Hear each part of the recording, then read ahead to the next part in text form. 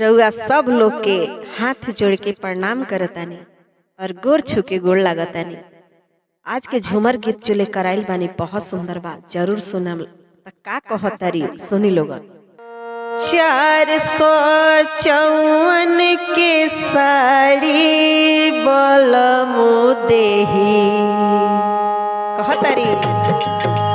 454 के साड़ी बलमु देहिया भैले भारी हो। 454 के साड़ी बलमु देहिया भैले भारी हो।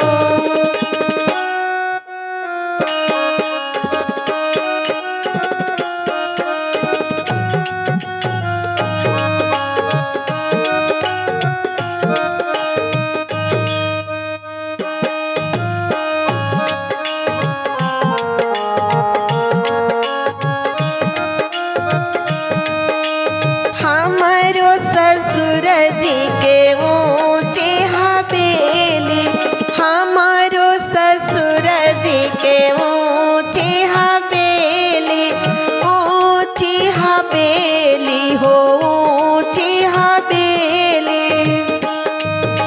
चढ़ते मसक गइल साड़ी बलमु देहिया भैले भारी हो।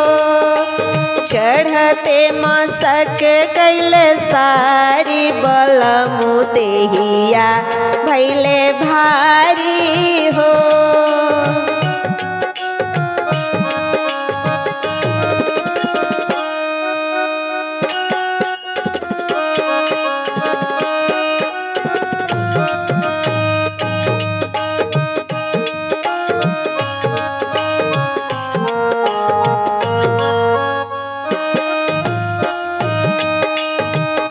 का कहतारी सुनी लोगन। हमारे जेठ जी के ऊंचे हवेली, हमारे जेठ जी के ऊंचे हवेली।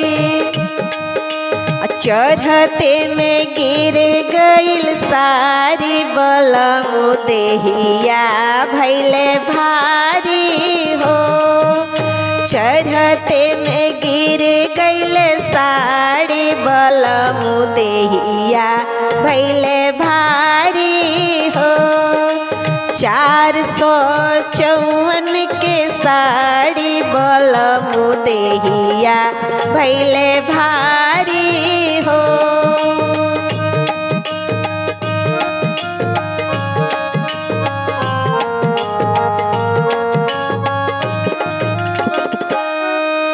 हमारे देवर जी के ऊंचे हवेली, हमारो देवर जी के ऊंचे हवेली, ऊंची हवेली रामा ऊंची हवेली। चढ़ते में उड़ गइल सारी बलमु देहिया भैले भारी हो। चढ़ते में उड़ गइल सारी बलमु देहिया भैले भारी हो।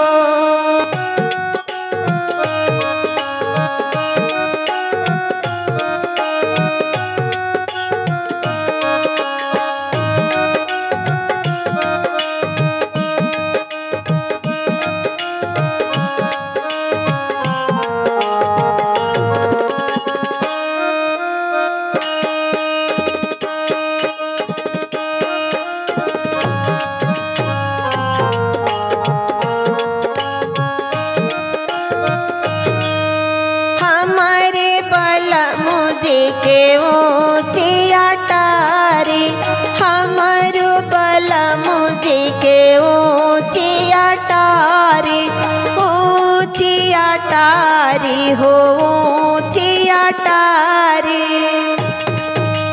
चढ़ते खिसक गइल साड़ी बलमु देहिया भैले भारी हो।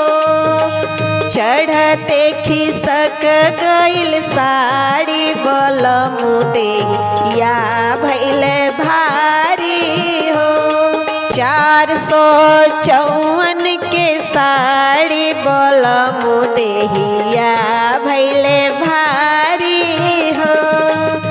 अंग भैले भारी देहिया भैले भारी, अंग भैले भारी बदन भैले भारी, अंग भैले भारी बदन भैले भारी। 454 के साड़ी बोलमु देहिया भैले भारी हो। 454 के साड़ी बोलमु देहिया भैले भारी हो। 454 के साड़ी बोलमु देही